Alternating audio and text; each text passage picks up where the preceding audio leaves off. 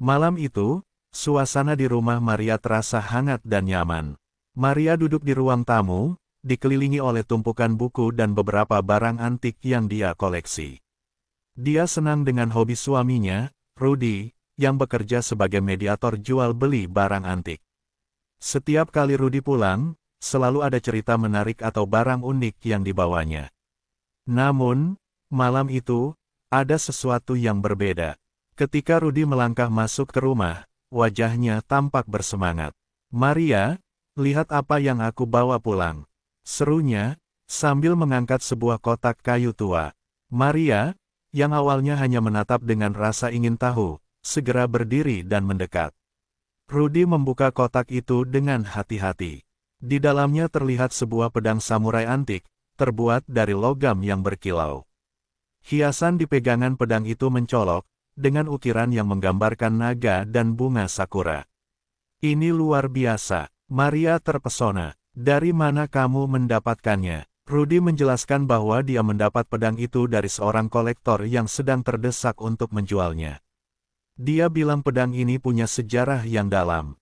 "Banyak orang percaya ada kekuatan tertentu yang menyertainya," kata Rudy, sambil memperhatikan ekspresi Maria. Awalnya, Maria tidak terlalu memikirkan kata-kata itu. Dia melihat pedang itu sebagai barang berharga untuk koleksinya. Namun, saat malam semakin larut dan mereka bersiap tidur, Maria merasakan hawa dingin menyelimuti ruang tamu. Dia memandang pedang itu dari jauh dan merasakan sesuatu yang aneh, seolah ada mata yang mengawasinya. Ketika Rudy sudah tertidur, Maria tidak bisa memejamkan mata. Hatinya berdebar-debar, dan pikirannya penuh dengan bayangan tentang pedang. Dia merasa ada yang tidak beres, tetapi entah mengapa, dia tidak bisa menjauh dari pedang itu. Saat dia melangkah mendekat, dia merasakan getaran aneh dari pedang tersebut, seperti ada energi yang terpancar. Malam itu, Maria terbangun dari tidurnya dengan keringat dingin. Dia melihat ke sekeliling, dan pandangannya tertuju pada pedang yang terletak di sudut ruangan.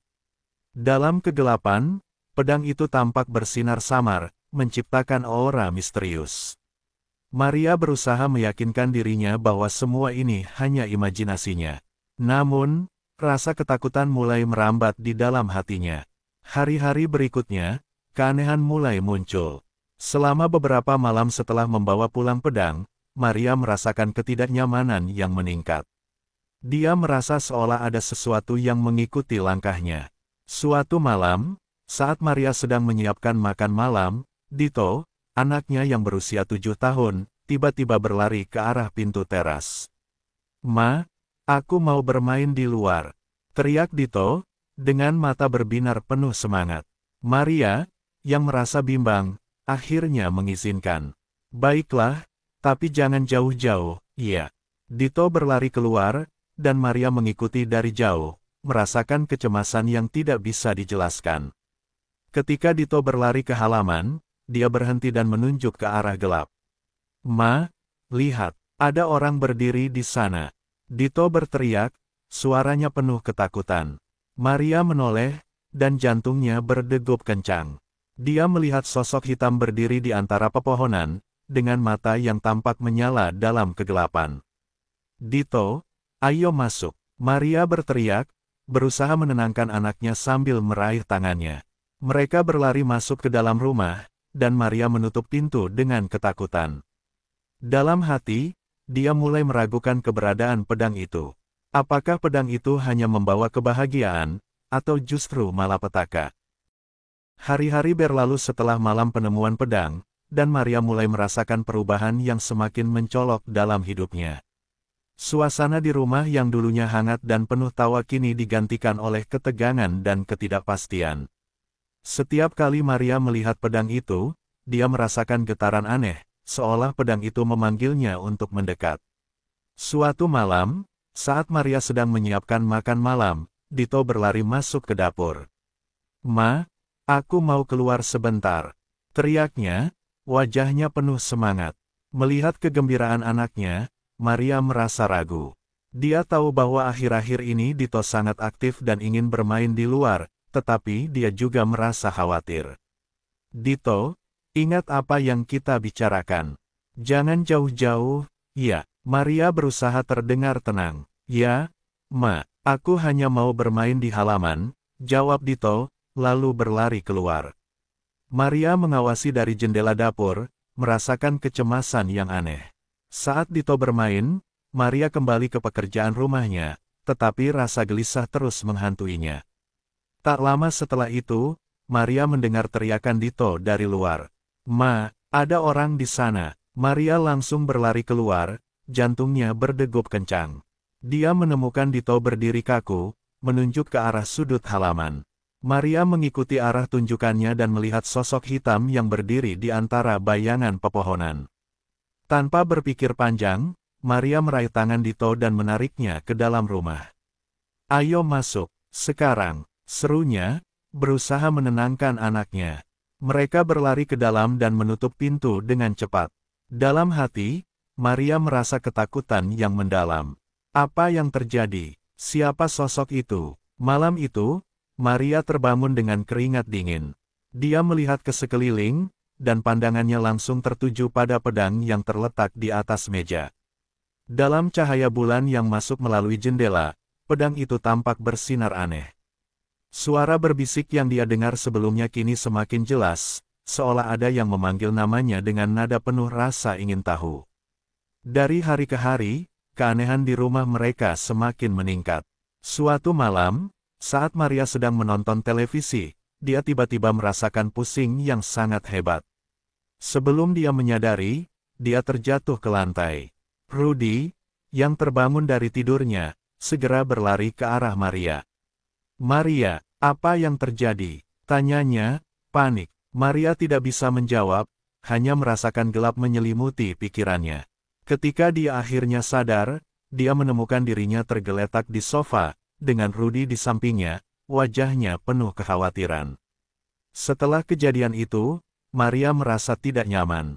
Dia merasakan adanya energi negatif di rumah, dan konflik antara dirinya dan Rudy semakin meningkat. Rudy mulai menunjukkan sikap yang berbeda, lebih mudah marah dan sering terlibat dalam pertengkaran kecil. Maria merasa bahwa ada sesuatu yang mengganggu kedamaian rumah tangga mereka.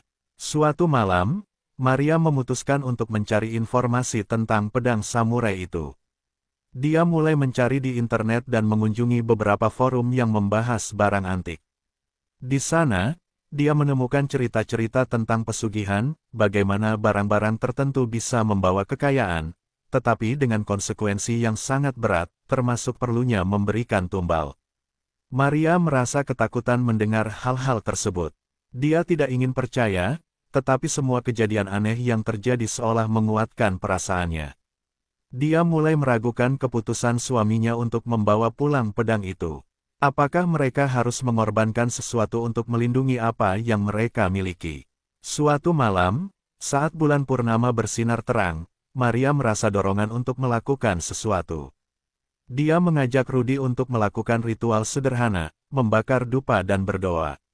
Namun, Rudy menolak, itu semua omong kosong, Maria. Kita tidak perlu percaya hal-hal seperti itu. Ucapnya dengan nada marah. Maria merasa terasing. Saat melihat Rudy yang semakin jauh, dia merasa bahwa pedang itu bukan hanya sekadar barang antik, tetapi ada sesuatu yang lebih dalam yang mengikat mereka.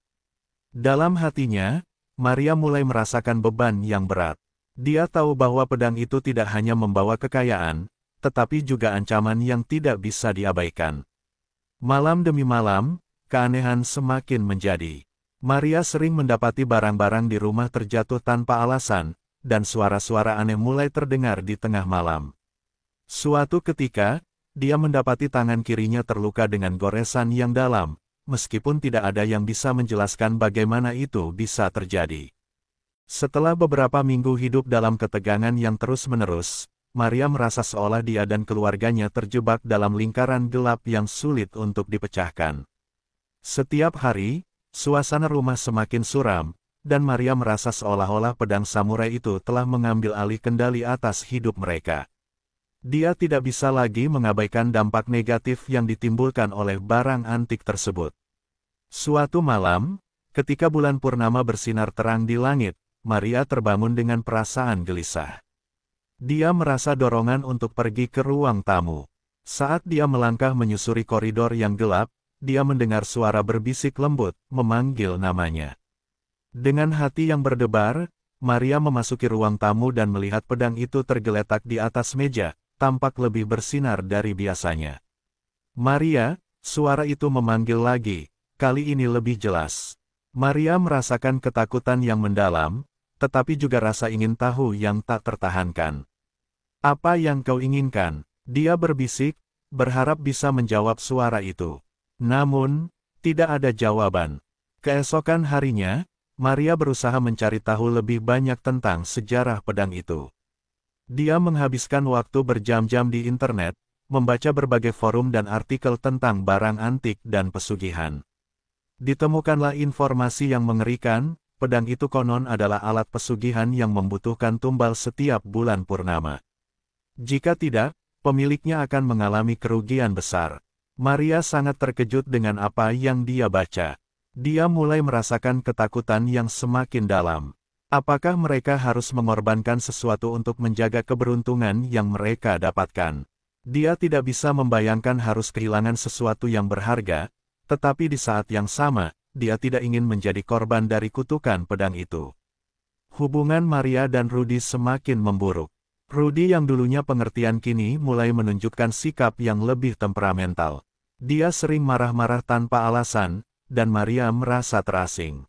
Suatu malam, setelah terjadi pertengkaran kecil, Rudy berteriak, "Kau terlalu percaya pada omong kosong, Maria. Kenapa kau tidak bisa melihat bahwa ini semua hanya barang tua?" Maria merasa hatinya hancur. Dia ingin menjelaskan bahwa pedang itu membawa pengaruh buruk, tetapi Rudy tidak mau mendengarkan. Dia merasa putus asa dan terjebak dalam situasi tanpa jalan keluar. Dalam pikirannya, dia terus mengingat sosok hitam yang dia lihat di halaman, dan suara bisikan yang memanggil namanya. Hari-hari berlalu, dan keanehan di rumah semakin meningkat. Dito, yang biasanya ceria, mulai menunjukkan tanda-tanda ketakutan.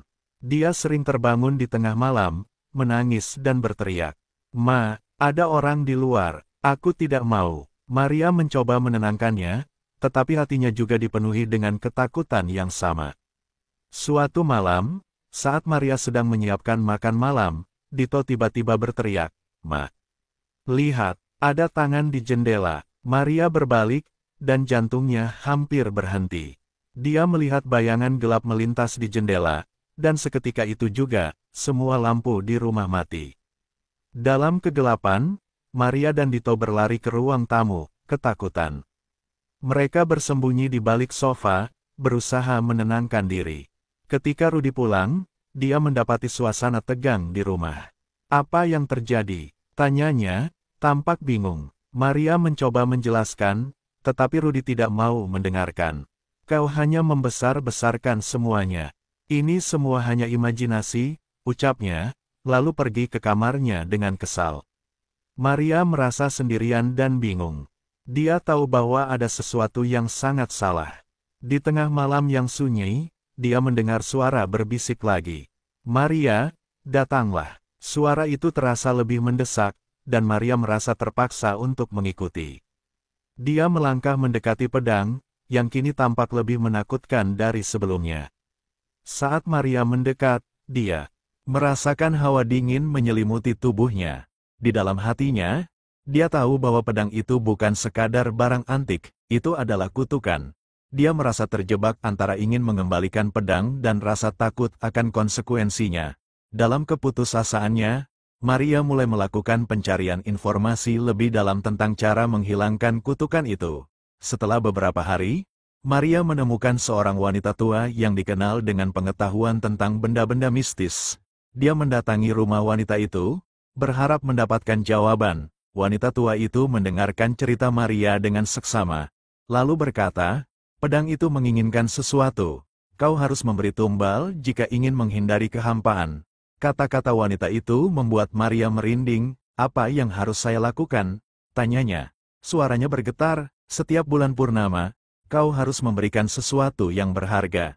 Jika tidak, makhluk yang terikat pada pedang itu akan mengambil sesuatu yang lebih berharga darimu." Jawab wanita itu, dengan tatapan tajam. Malam bulan purnama kembali datang, dan suasana di rumah Maria semakin tegang. Dengan setiap detik yang berlalu, dia merasakan beban yang semakin berat di pundaknya. Keputusan untuk memberikan tumbal demi menghindari kutukan pedang samurai itu menghantui pikirannya. Maria tidak bisa tidur, terjaga dengan pikiran yang berputar-putar, mencari cara untuk melindungi keluarganya. Di tengah malam, saat suara angin berdesir di luar, Maria mendengar suara berbisik lagi, lebih mendesak dan menakutkan. Maria, saatnya tiba, berikanlah yang kau cintai. Suara itu seolah berasal dari dalam pedang, memanggilnya untuk mengambil tindakan. Maria memegangi kepala, berusaha menenangkan diri. Dia tahu dia harus melakukan sesuatu, tetapi apa yang bisa dia korbankan? Keesokan harinya, Maria memutuskan untuk berbicara dengan Rudy. Dia tidak ingin terjebak sendiri dalam keputusan ini. Ketika Rudy pulang dari kerja, Maria mencoba menjelaskan apa yang dia temukan tentang pedang dan risikonya. Rudy, kita tidak bisa membiarkan ini terus berlanjut. Pedang ini membawa kutukan. Kita harus melakukan sesuatu sebelum terlambat. Rudy menatap Maria dengan skeptis.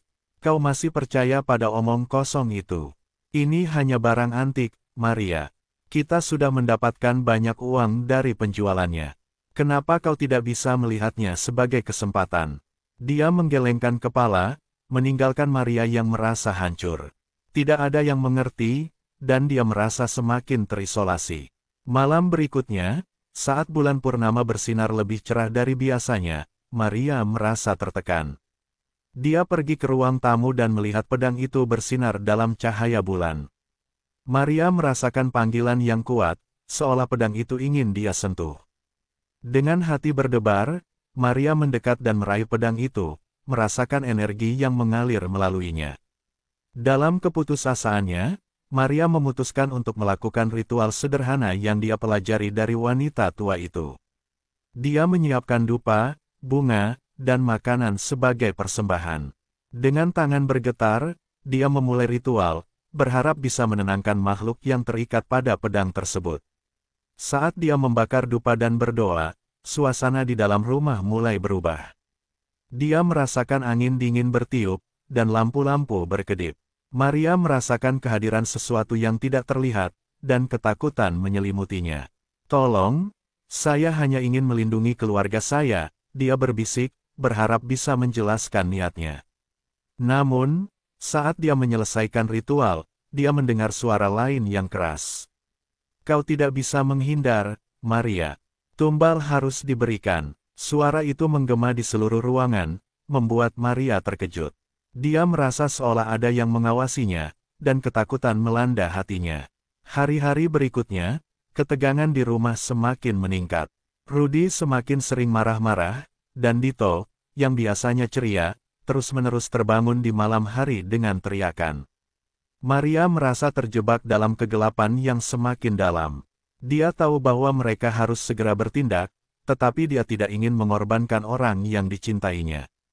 Dalam keputusasaannya, Maria mulai mempertimbangkan untuk mengorbankan sesuatu yang tidak terlalu berharga. Mungkin dia bisa memberikan barang-barang antik yang sudah tidak terpakai. Namun, saat dia mencari barang-barang itu, dia merasa ada sesuatu yang lebih dalam yang membuatnya ragu. Pedang itu seolah mengetahui rencananya dan menuntut lebih. Malam bulan purnama akhirnya tiba. Maria tahu bahwa ini adalah saat yang menentukan. Dia merasa terjepit antara cinta untuk keluarganya dan rasa takut akan konsekuensi dari keputusan yang harus diambil.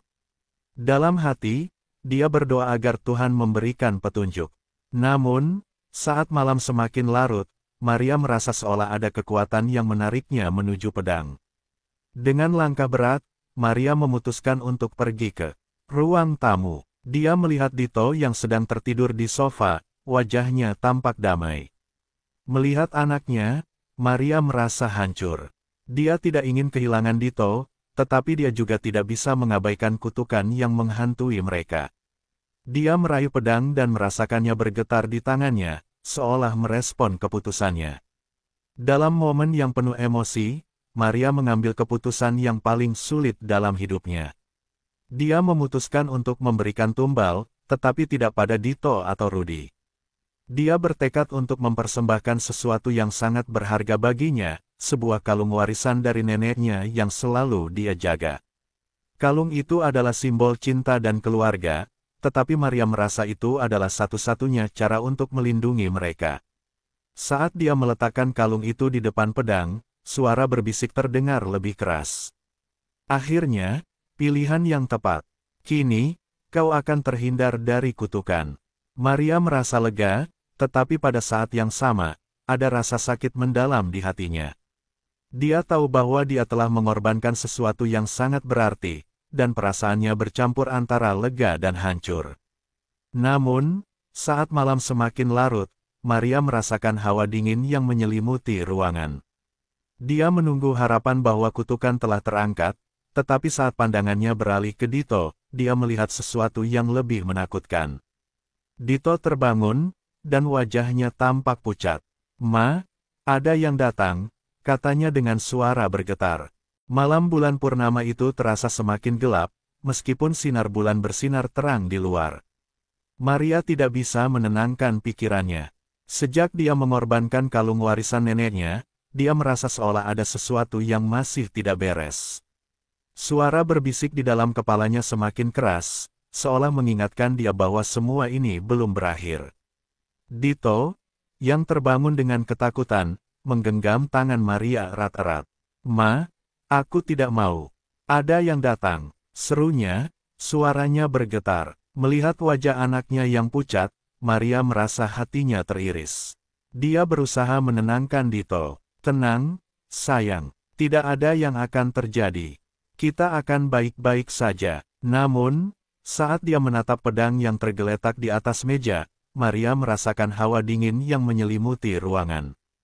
Dia tahu bahwa makhluk yang terikat pada pedang itu tidak akan berhenti hanya dengan tumbal yang telah diberikan. Dalam kegelapan malam, Maria merasakan kehadiran yang semakin mendekat, dan ketakutan mulai merambat di seluruh tubuhnya. Tiba-tiba, lampu-lampu di rumah berkedip dan padam, meninggalkan mereka dalam kegelapan total. Hanya sinar bulan yang menerangi ruangan, menciptakan bayangan menakutkan di dinding. Dalam kegelapan itu, Maria mendengar suara berbisik yang semakin nyaring. "Kau tidak bisa melarikan diri, Maria. Tumbal tidak hanya sekadar barang." Maria merasa panik. Dia meraih Dito dan menariknya ke dalam pelukannya. "Kita harus pergi dari sini," teriaknya, tetapi saat dia berusaha membuka pintu, pintu itu terasa terkunci rapat. Dalam keadaan terdesak, dia melihat Rudy muncul dari arah kamar. Wajahnya tampak bingung dan ketakutan. "Maria, apa yang terjadi?" tanyanya. "Rudy, kita harus keluar. Ada sesuatu di sini," Maria berteriak, tetapi saat dia menoleh, sosok hitam tiba-tiba muncul di depan mereka. Sosok itu tinggi dan menakutkan, dengan mata merah menyala yang menatap tajam ke arah mereka. Maria merasa jantungnya berdegup kencang. "Siapa kau?" Rudy berteriak, berusaha melindungi Maria dan Dito. Namun, sosok itu hanya tertawa pelan, suaranya mengerikan. "Aku adalah penguasa pedang ini. Dan sekarang, kalian telah mengambil keputusan yang fatal." Maria merasa ketakutan melanda seluruh tubuhnya. Dia ingin berlari, tetapi kakinya seperti terikat. Dalam keadaan panik, dia berusaha mengingat semua yang dia pelajari tentang pedang dan pesugihan. "Apa yang kau inginkan?" dia berusaha bertanya, suaranya bergetar. "1 jiwa harus dibayar," jawab sosok itu dengan nada dingin. "Kalian telah mengingkari perjanjian. Tumbal yang kau berikan tidak cukup. Sekarang, salah satu dari kalian harus membayar harga." Rudy, yang masih berusaha melindungi mereka, berteriak, "Tidak. Kami tidak akan membiarkan ini terjadi." Dia melangkah maju, berusaha menghadapi sosok itu. Namun, sosok hitam itu hanya tersenyum. "Kau pikir bisa melawan takdir? 1 jiwa harus menjadi tumbal." Maria merasa terjebak dalam situasi yang tidak bisa dia kendalikan. Dalam sekejap, dia menyadari bahwa mereka tidak bisa melarikan diri. Dalam hati, dia berdoa agar Tuhan memberi mereka jalan keluar. "Tolong, jangan ambil anakku." Dia merintih. Ambillah aku. Sosok itu tertawa. Jiwa yang lemah tidak menarik. Aku ingin jiwa yang kuat, jiwa yang mengingkari perjanjiannya. Dia kemudian menatap Rudy dengan tajam.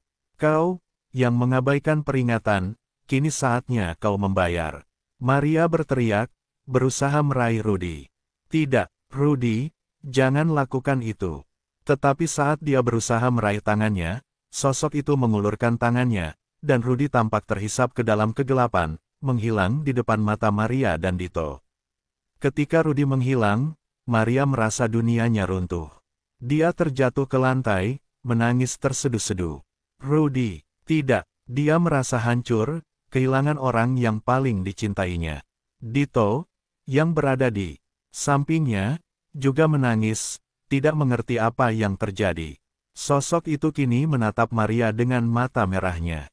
Sekarang, kau harus memilih. Tinggalkan dunia ini dan bersatu dengan jiwa yang kau cintai, atau tinggalkan anakmu dan selamatkan dirimu. Maria merasa hatinya hancur. Dia tidak bisa membayangkan hidup tanpa Rudy, tetapi dia juga tidak bisa meninggalkan Dito. Dalam kepanikan dan kesedihan, dia merangkul Dito, berusaha melindunginya. Tidak, aku tidak akan membiarkanmu mengambil anakku. Teriaknya. Sosok itu mendekat. Pilihanmu sudah dibuat, sekarang saatnya membayar. Dalam sekejap, Maria merasakan kegelapan menyelimuti mereka. Dia berusaha melawan, tapi semua terasa sia-sia. Dia merasakan kesedihan yang mendalam saat melihat Dito di sampingnya, wajahnya penuh ketakutan. Ketika kegelapan itu semakin mendalam, Maria menyadari bahwa dia tidak bisa melindungi Dito. Dalam momen terakhirnya, dia berbisik, "Maafkan Mama, sayang.